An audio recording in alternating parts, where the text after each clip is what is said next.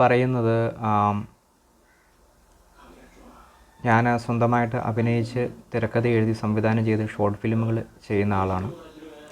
അപ്പോൾ അതുപോലെ മറ്റ് പ്രോജക്റ്റുകളിലേക്കായി എന്നെ സമീപിക്കുമ്പോൾ മറ്റ് പ്രോജക്റ്റുകളിൽ ഇതുപോലെയുള്ള പ്രോജക്റ്റുകളിൽ എന്നെ സമീപിക്കുമ്പോൾ എന്നെ ഉൾപ്പെടുത്തുമ്പോഴൊക്കെ ശ്രദ്ധിക്കേണ്ട ചില കാര്യങ്ങളെക്കുറിച്ചാണ് എനിക്ക് പറയാനുള്ളത്. ഇത്രയും കാലത്തിലുള്ള ഞാൻ എന്നെപ്പറ്റി പഠിച്ചതിനെക്കുറിച്ചും എൻ്റെ എക്സ്പീരിയൻസും ഒക്കെ വെച്ച് പറയുന്നതാണ്.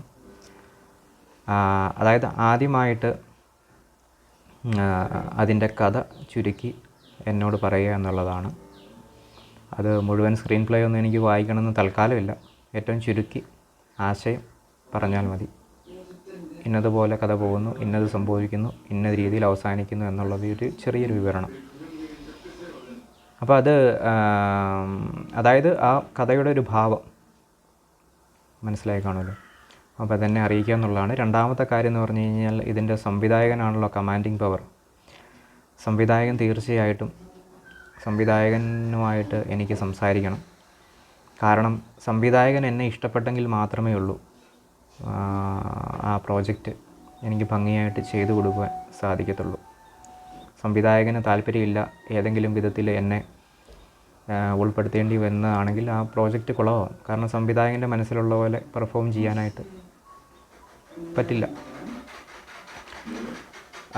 പിന്നീടുള്ള കാര്യം എന്ന് പറഞ്ഞു കഴിഞ്ഞാൽ നമ്മൾ സെറ്റിൽ വന്നു കഴിയുമ്പോൾ ഒരു ആക്ടറിനെ ഒരിക്കലും ടീസ് ചെയ്യരുത്, അല്ലെങ്കിൽ ആക്ടറിൻ്റെ മനോനിലയെ അസന്തുലിതമാക്കുന്ന രീതിയിലുള്ള കാര്യങ്ങൾ പറയുകയോ ചെയ്യുകയോ അങ്ങനെയുള്ള സാഹചര്യങ്ങൾ സൃഷ്ടിക്കുകയോ ഒന്നും ഒരിക്കലും ചെയ്യരുത് എന്നുള്ള കാര്യം ലോകത്തെല്ലാ സിനിമാ മേഖലയിൽ വർക്ക് ചെയ്യുന്നവർക്കും അറിയാവുന്നതും പറയുന്നതും ആയ കാര്യങ്ങളാണ്. അപ്പോൾ അങ്ങനെ സംഭവിച്ചു കഴിഞ്ഞാലുള്ള പ്രശ്നം എന്താണെന്ന് വെച്ച് കഴിഞ്ഞാൽ നമ്മൾ അപ്സെറ്റ് ആവുകയും ഒന്നുകിൽ നമ്മൾ ചൂടായി കഴിഞ്ഞാൽ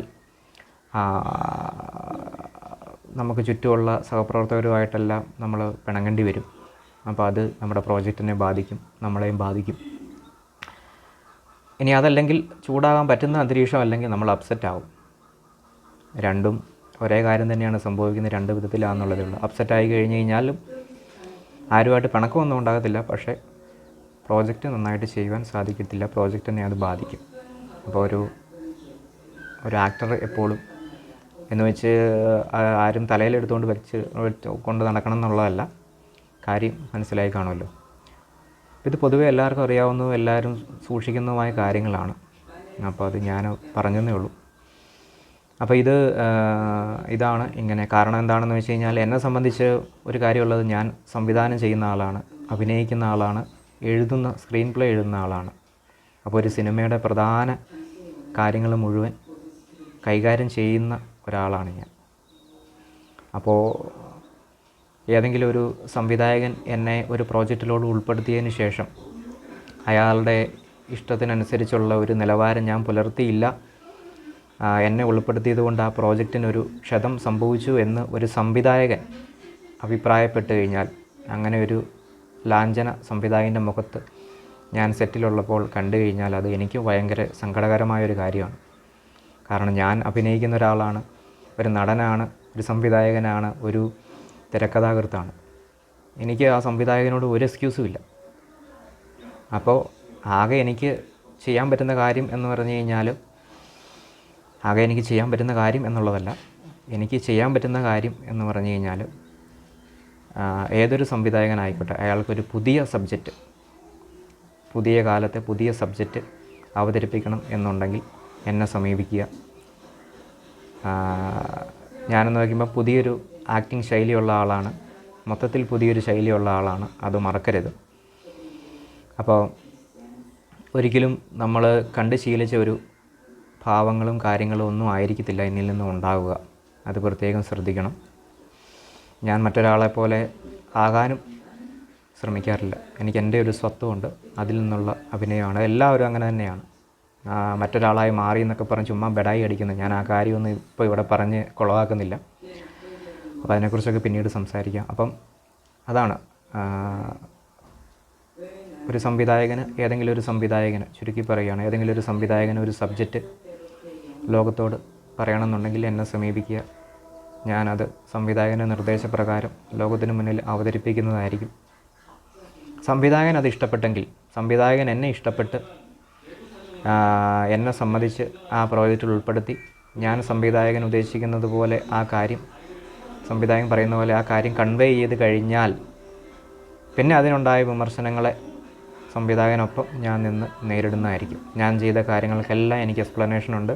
അത് ഞാൻ മരിക്കുന്നവരെ അതിനൊപ്പം ഞാൻ നിൽക്കുകയും ചെയ്യും. അപ്പോൾ അതുകൊണ്ട് ആ ഒരു ഉറപ്പ് എനിക്ക് തരാൻ പറ്റും. അങ്ങനെ ഉറപ്പ് എത്ര നടന്മാർക്ക് തരാൻ പറ്റുമെന്നുള്ളത് നിങ്ങൾ തന്നെ ചിന്തിച്ച് നോക്കുക. കാരണം ഞാനൊരു സംവിധായകനാണ്, ഒരു എഴുത്തുകാരനാണ്, ഒരു നടനാണ്. അപ്പോൾ ആ ഒരു ബാധ്യത മറ്റൊരു സംവിധായകൻ്റെ പ്രോജക്റ്റിലോട്ട് ചെല്ലുമ്പോൾ ആ ഒരു ബാധ്യത എനിക്കുണ്ട്. അത് ഞാൻ നിർവഹിക്കുമെന്നാണ് ഞാൻ ഈ പറഞ്ഞു വരുന്നത്. പക്ഷേ ഒരു സാധാരണ ആൾക്കാരെ പോലെ എന്തോ പറയണേ, നിങ്ങൾ ആരുടെ എത്ര വലിയ ആൾ വേണമെങ്കിലും ആയിക്കോട്ടെ, ഞാൻ എന്നെ വെക്കുമ്പോഴത്തേനും ഞാൻ നന്നായിട്ട് അഭിനയിക്കണ്ടേ ആ ഒരു പ്രോജക്റ്റ് നന്നാകണമെങ്കിൽ. അപ്പം അതിനുള്ള കാര്യങ്ങളാണ് ഈ പറയുന്നത്. അല്ലാതെ വെറുതെ ആരെങ്കിലുമൊക്കെ പറയുന്ന കേട്ട് എന്തെങ്കിലുമൊക്കെ ഇത് ചെയ്യട്ടെ എന്ന് കരുതി ഞാനിങ്ങനെയൊക്കെ ചെയ്യുന്നതാണല്ലോ, അപ്പോൾ എന്താ പറയണേ, എന്തെങ്കിലും ലൊട്ടിലൊടുക്ക് പരിപാടി ഞാൻ കാണിക്കുമെന്നൊക്കെ പറഞ്ഞുകൊണ്ട് എന്നെ സമീപിച്ച് കൊണ്ടുപോയി കഴിഞ്ഞ് കഴിഞ്ഞാൽ ഞാൻ പറഞ്ഞില്ല, ഈ പറഞ്ഞതുപോലെ അത് എന്നെ കൊണ്ടുപോകുന്നവർക്ക് ബുദ്ധിമുട്ടാവും. അപ്പോൾ പിന്നെ അതെനിക്കും സങ്കടമാണ്. ഞാൻ പറഞ്ഞല്ലോ, എന്നെ വെച്ച് പ്രൊജക്റ്റ് ചെയ്യുന്നൊരു സംവിധായകൻ നീരസം പ്രകടിപ്പിച്ചാൽ അല്ലെങ്കിൽ അദ്ദേഹത്തിന് നീരസമായെന്ന് അറിഞ്ഞു കഴിഞ്ഞാൽ അതെനിക്ക് സങ്കടകരമാണ്. കാരണം എനിക്ക് എക്സ്ക്യൂസ് ഇല്ല അതിന്. പ്രേക്ഷകർക്ക് ഞാൻ ഇഷ്ടപ്പെട്ടൊരു കാര്യം, ഞാൻ ചെയ്തൊരു കാര്യം ഇഷ്ടപ്പെട്ടില്ലെങ്കിൽ അത് മറ്റു രീതിയിൽ എനിക്ക് കൈകാര്യം ചെയ്യാനറിയാം. അതല്ല, പക്ഷേ ഒരു സംവിധായകനോട് എനിക്ക് എക്സ്പ്ലനേഷൻ ഒന്നുമില്ല.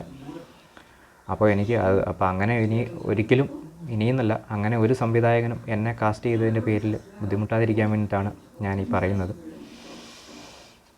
അപ്പോൾ എന്നെ മറ്റ് പ്രോജക്റ്റുകളിലേക്ക് ഉൾക്കൊള്ളിക്കുവാനായി സമീപിക്കുമ്പോൾ ഈ കാര്യങ്ങളൊക്കെ ശ്രദ്ധിക്കുക. അത് ആളെ സമീപിക്കുമ്പോൾ ഞാനത് വേണ്ട വിധത്തിൽ കൈകാര്യം ചെയ്തോളാം.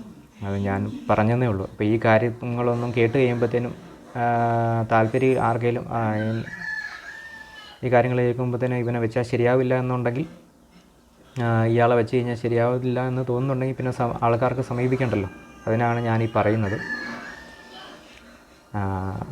അപ്പോൾ ഈ കാര്യങ്ങൾ പുതുമുഖ സംവിധായകരൊക്കെ ഉണ്ടെങ്കിൽ ഒന്ന് ഓർമ്മയിൽ വയ്ക്കുക. Thank you.